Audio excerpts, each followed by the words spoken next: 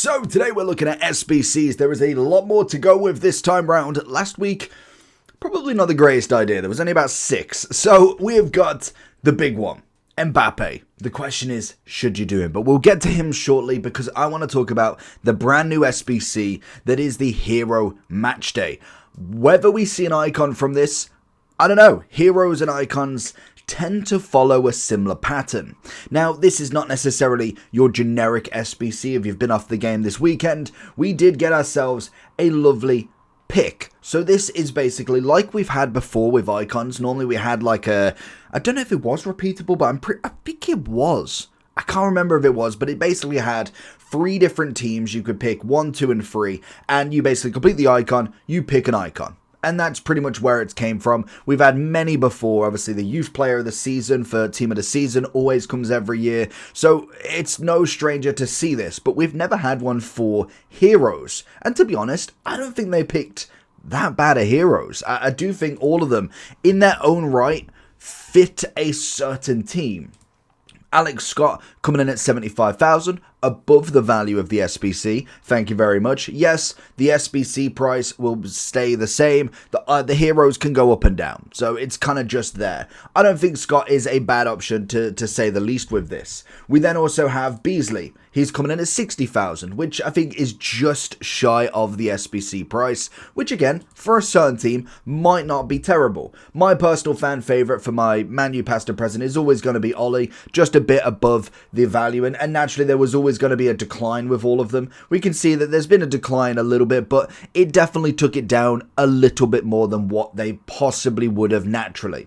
The SBC is coming in at 70. I thought it was coming in about 65, but 70,000, so pretty much what you're seeing there, realizing the camera's not on, you will get pretty much your value back, and you get to choose. It's not a player pick where you don't get to choose or you get random ones. It is just purely these 3 players. Who do you go with? Now, if it was me personally, I would go with Ollie and Scott being above Beasley.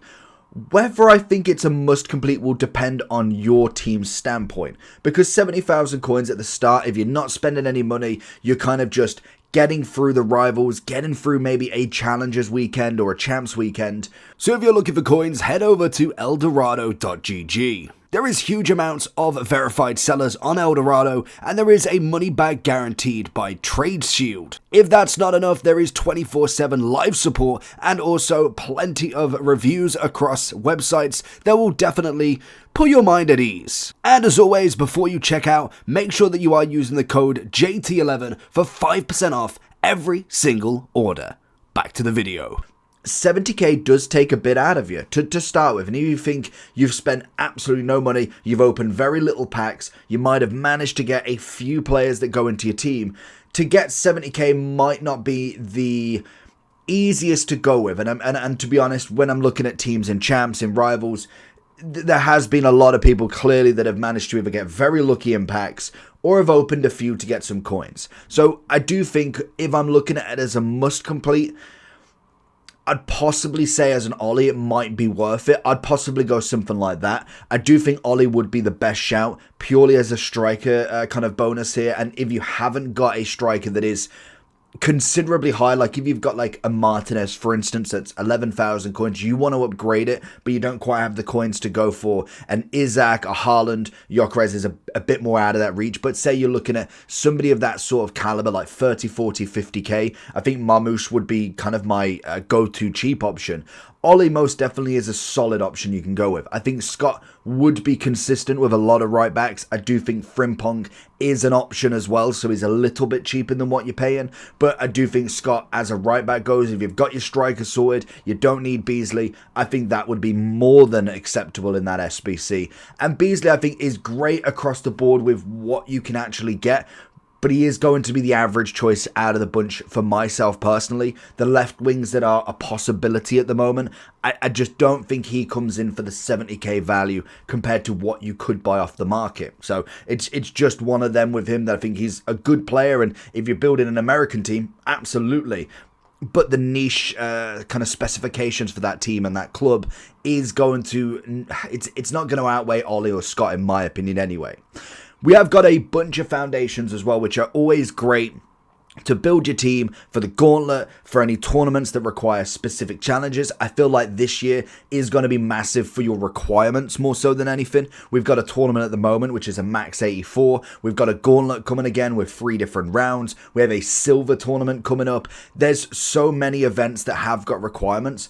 I must admit, getting some of these foundations for the Saudi team, for the NWSL team, they may not go specific like that. We already have a nations tournament available. I can imagine we can get a gauntlet that maybe only has 3 rounds, but it's 3 different nations, it's 3 different leagues. This could be a possible to kind of get some players in there. Now, obviously, when we do look at the foundations, they're relatively cheap across the board. We've got Ben Rama at 30,000 coins, one of the more expensive in there, but left wing, 85 rated, some decent stats across the board, has obviously links with Mahrez there, which is always going to be fantastic. If we go into the players as well, we have some of the foundations from a while back now. We obviously have 10k for Hendry, another Saudi player if you really want, 78 pace, 82 defending, 87 physical. Again, for 10,000 coins, might not be a bad option in my opinion. We've got 20k for a Liga F. We've seen how the Liga Fs run. If you've got Patry, you've got Pinner, if you've got the likes of, I don't know if Rolfo's even there still, but Mappy Leon, you've got Bonmati, Pateas, Hansen, there's so many, Salma. You could just throw in another to potentially get a gauntlet team out of it, because you know that Liga F team will go crazy. The same as the right bet that you could throw in there as well. You've got, what, 25,000 between them. Easy value that you can throw in. And then finally you do have another NWSL in Prince, another one that you could throw in that's 5,000 coins. I just think there's a no debate here really with them. I think the value that you're getting back from a lot of them are fantastic for the starting squad. Now, I don't think they're going to be must completes. I think you could definitely get away without them, but if you're looking at SBCs and thinking, okay, well, we can throw her in there, we can get that Liga F team running, we can get Ben Rama for the Saudi team.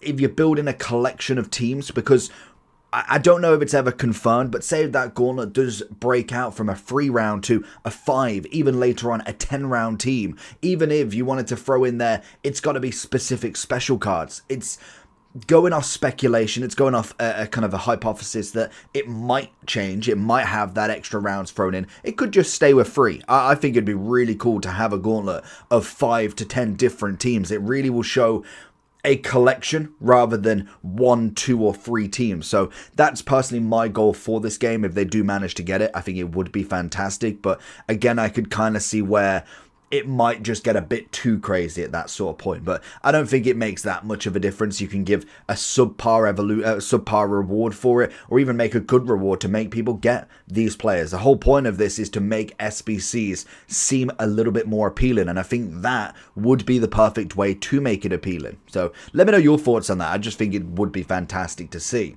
Now, we do have Bowen for the next 2 days as well. I think he's an easy one to complete, especially if you are building out an English full team.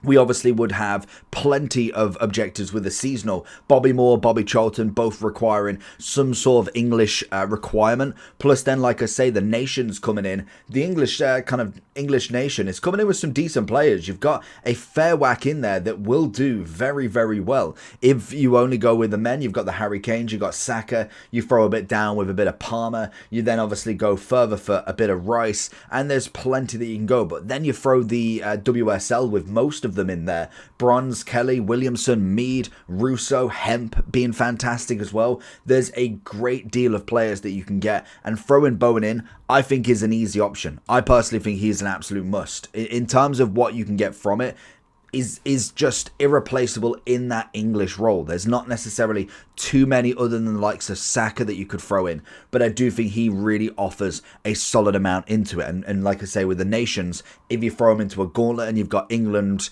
Spain and France, for instance, they're your best teams, why not get a better right wing or even a bench right wing at the very minimum? I think you could definitely argue that you've got to go with a starting 11 and bench. Bowen would be an easy one to put in there.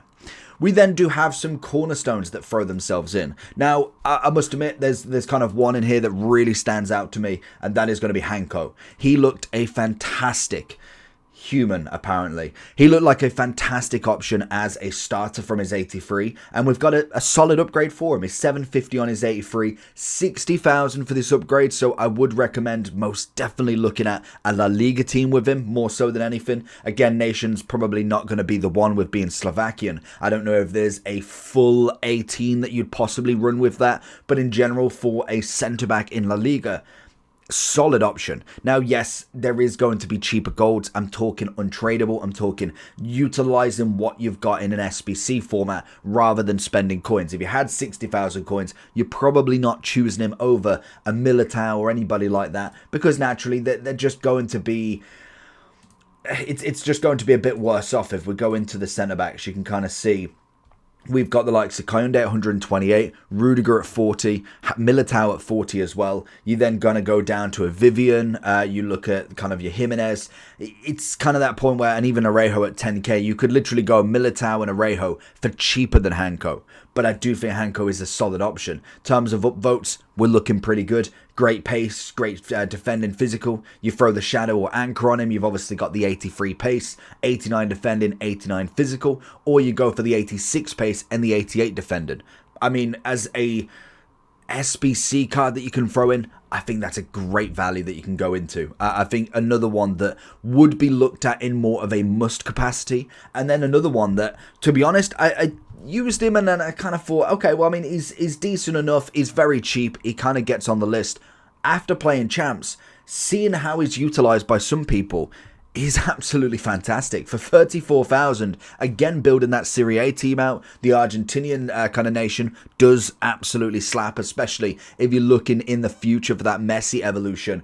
Paz is a great option. He can play centre mid, he can play cam. I would recommend him more towards the cam role than anything, but dribbling wise was actually pretty sensational. Yes, there is a few upgrades that you could get with him, but as a starter card for 30,000, if you're building a Serie A team already, he's one that I would recommend looking at 100% of the time. Now, I don't know if I'd quite go must, but I'd definitely be looking at the decent value at the minimum. We saw then Thompson come in with great value on her. She was one of the first in terms of the Cornerstone, coming in at 8,000 coins for an 85, let alone SBC fodder later on down the line. But in general, just an 8,000 card and WSL, it's going to go NWSL, easy card to get in there. Left mid, left wing, right mid, perfect. Absolutely must. Is it fodder? Maybe. Is it not? Who knows? We'll give her a go. WSL has definitely got some absolute ballers in there, and it most definitely could be, again, another league that you could throw in. So I just think for the price alone, it's an absolute no-brainer.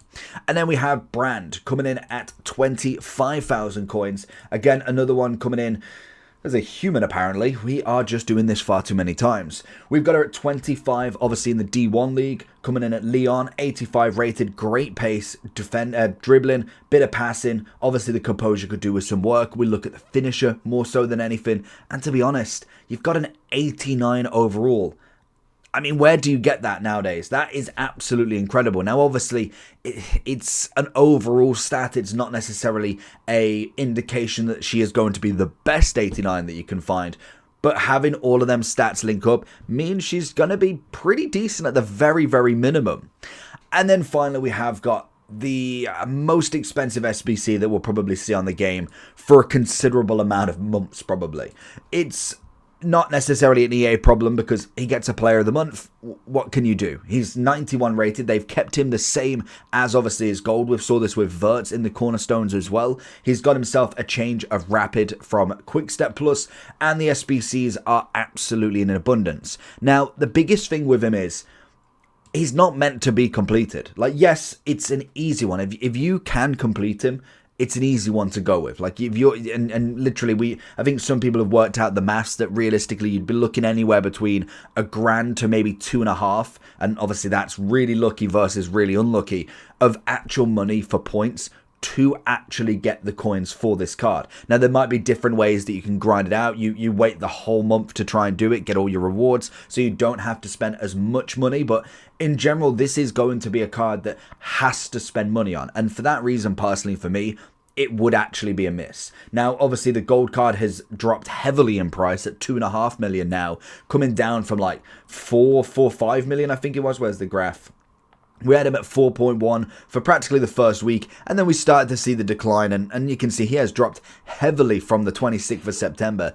3.7, a down 1.2 mil. It's why you don't really buy these cards just yet, and it's the same reason why the SBC might not be worth doing, because if you're almost purchasing a 3.6 million card that you could technically get for 2.5, if you are buying all these players, you will have 2.5 million coins, because you unless you've got a million coins worth of fodder and then you still get in fodder, you are naturally getting that sort of price back. If you're spending that much money, you more than likely will be able to acquire 2.5 million coins from them points spent. So you might as well just go with the gold and keep a tradable value. So it's unfortunate, but I like what EA done. They made him impossible. The people that could complete him will be the people that could have had his gold already. So it's not necessarily a big deal in the grand scheme of things. So I personally would wait for a better version, or potentially just a cheaper version that will eventually come. He's bound to get another special card, another SBC at some point.